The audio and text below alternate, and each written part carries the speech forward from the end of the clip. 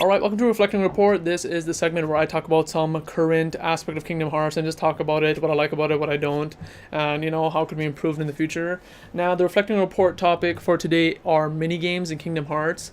Now, mini games are something that, some people like in Kingdom Hearts, some people don't, and I just wanted to talk about it.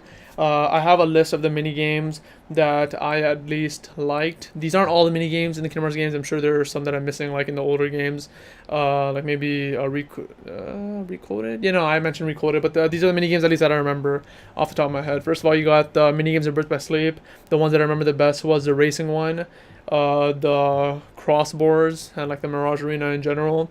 And there was like a fruit ball volleyball type thing I remember too. That was in Birth by Sleep. In Read Out Distance, there was Flick Rush. In Kingdom Hearts 2, there were the Winnie the Pooh mini games.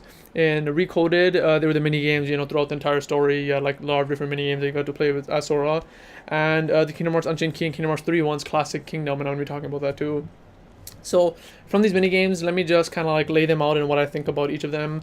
First of all, the Birth by Sleep mini games, I loved some of them. The racing one, I really liked. It's kind of cool having like kind of a kart racing type game in Kingdom Hearts. I can't remember how it controlled exactly, but I remember it was pretty fun. It wasn't like my favorite mini game. I played it, here and there, but it wasn't something that I played all the time. But it was something cool to actually have in Kingdom Hearts. And this actually kind of relates to episode 6 or 5 of Shotlocked. I talked about spin-off titles I wanted Kingdom Hearts, and I could 100% see them making like a Kingdom Hearts kart racer, Kingdom Hearts karts, Kingdom Karts, Kingdom Karts racer, where it's just like, they have like a bunch of characters in Kingdom Hearts now. They have a shit ton of Kingdom Hearts characters, they have organization characters, they could put Final Fantasy characters, if they could put Disney characters too, make a huge Kingdoms Karts racer, and that'd be amazing. That could be an amazing spin-off title.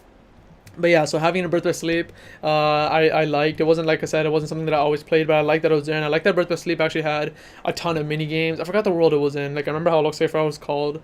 It was where Mini is, and where you'd play the ice cream mini game. That was another one.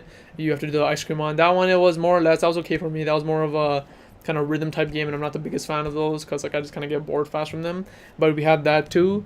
We had Crosswords. Crosswords is probably my favorite mini game from Birth by Sleep. A lot of people didn't like it, but I really liked it. It's kind of a Mario Party style mini game, and I thought it was really fun. I could always just keep playing again and again. I thought it was pretty fresh and fun each time, and that's one that I enjoyed the most because it was pretty much an entirely new game in Kingdom Hearts Birth by Sleep. It was pretty robust and polished from what I remember. So Crossboards is something that I really liked in Birth by Sleep, and the volleyball one, I actually really enjoyed that one too. Again, it was something that I came back to time, but I remember that being pretty fun to do.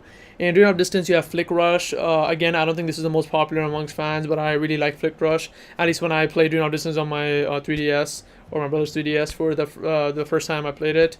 I remember it being really fun. I really liked it. I played through it. I don't think I ever came back to it when I finished the game. I remember like at one point of the game, I just kept playing the Flick Rush. It was just really fun. I thought it was made really well, and it's something I feel like could return in Kingdom Hearts 3 since there are Dream Eaters from what we've seen from the trailers. So I feel like something like that could come back. I don't know, but again, Flick Rush I feel like was really well made. And now that I think about Kingdom Hearts mini games in general are actually really well made. Like, they're not some bullshit shitty mini game, at least for the most part, that they just stuff into the game. Like, these are actual proper mini games that they had. So like Flick Rush is another really good one on the 3DS. I haven't played Flick Rush on the Kingdom Hearts 2.8 on the PS4. I'm not sure how that would work since you had to flick unless you use the PS4's touchpad. But yeah, I like Flick Rush. Kingdom Hearts 2, even though that's my favorite Kingdom Hearts game, I feel like I had the weakest showing of mini games. The only ones I can remember are the ones from Winnie the Pooh, and all of them were like pretty okay to me. It's nothing like I did it because you had to in the story, but it's nothing that I would ever want to go back to. You had the one where you're kind of going down a hill. I think with Winnie the Pooh, and every time he falls off, I think you had to catch him. You had another one where you're in the air and you had to catch Winnie the Pooh. You had one where you're jumping on balloons. So they had a lot of mini games in the Winnie the Pooh world, but none of them were like anything substantial where I'm like, oh, I have to play this again. It's so fun. So I feel like Kingdom Hearts 2 probably had the weakest showing in terms of the mini games for Kingdom Hearts.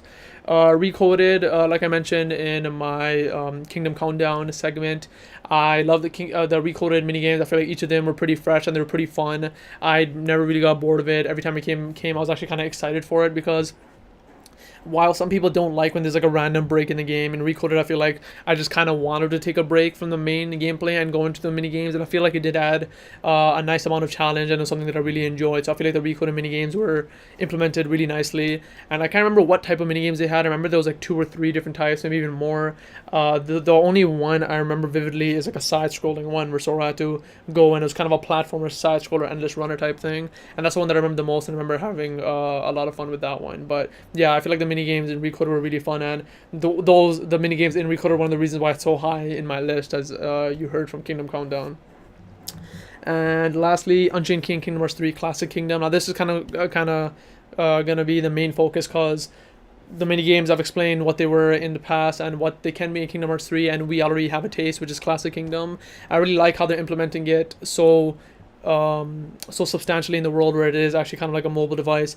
Not a mobile device, that's something else. It's going to be like a gaming device, like a PSP type thing, with Sora's going to have, and he's going to be able to play these classic Kingdom mini games. And I'm pretty familiar with all of them now, because if you didn't know, they implemented all of them in Kingdom Hearts Unchained Key, and if you got to a certain score in all of them, you get the Starlight in Kingdom Hearts 3. I finished it like in a couple of days. It's actually pretty fun. I actually enjoyed them. From what I remember, there were 5. I can't remember all of them off the top of my head. There was the one where you have to catch the eggs. There was one where you had to cook the sandwiches or hot dogs. There was one where you had to, with Mickey, kind of beat up these guys who were coming near you. There was the fishing one, and there was one more. Yeah, the giant one. I feel like the giant one was like the easiest one. Like, you can't really die unless like you just kind of get bored. Like, I remember at one point, like, I just had to die myself because I just kept going. There's really no need to keep playing. That one was like really the easiest. But I think the most challenging was probably the egg one for me.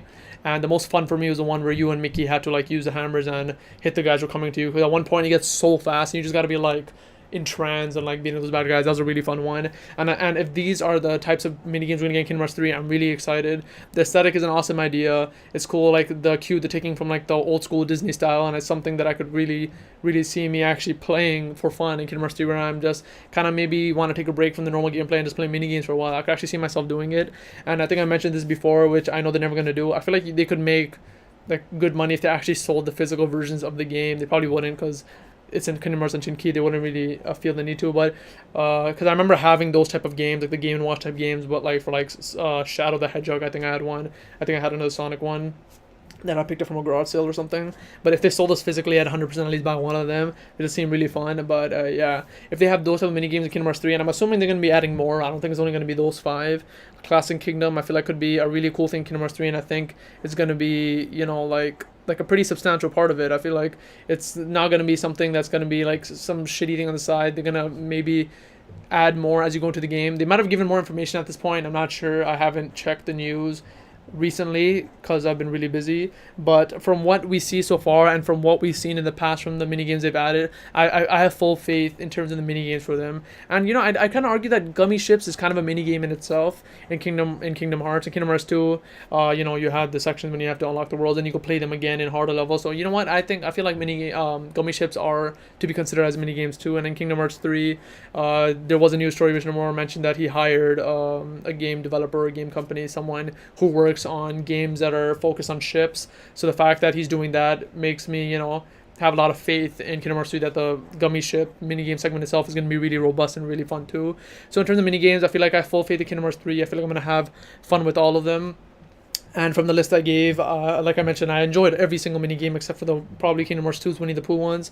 It's not that I hated them, it's just I enjoyed them, but they're probably the weakest ones where I didn't really feel like I had the need to come back, whereas the other ones I thoroughly enjoyed all of them. So in Kingdom Hearts 3, if they do Classic Kingdom, if they do the Gummy Ship, I'm sure there's going to be a lot more surprises. I wouldn't be surprised if they did have something like the Kingdom Carts idea I had from Birth by Sleep or something else in it. I feel like they will have something like that. I like if they had maybe like some kind of Disneyland world, that'd be pretty awesome too, since they are adding the attraction flow idea and all that. Maybe have a world where all that is funneled into mini games. I feel like that could be a really cool idea with some kind of carnival mini games, ride mini games, and you know what else like that. But yeah, I feel like that's a cool idea, and I think mini games is going to be a fun part of Kingdom Hearts 3.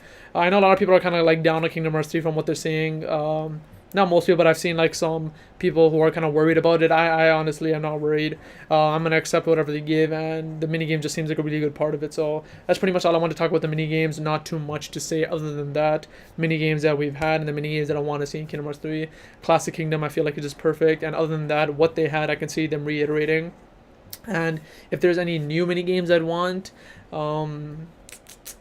I don't think there's any new ones that I want because like usually mini games is like whatever they feel like putting, and I feel like the Kingdom, if we didn't have anything like Kingdom cards or crossboard, that's what I would suggest, like some board game type thing or some racing thing. But since they've added it, as long as they have something like that along with Classic Kingdom, or even if they don't add that and just make Classic Kingdom like very large in terms of library, I feel like we'll be fine. So yeah, that's pretty much all I want to talk about in terms of reflecting report, and let's go to Dream Deck.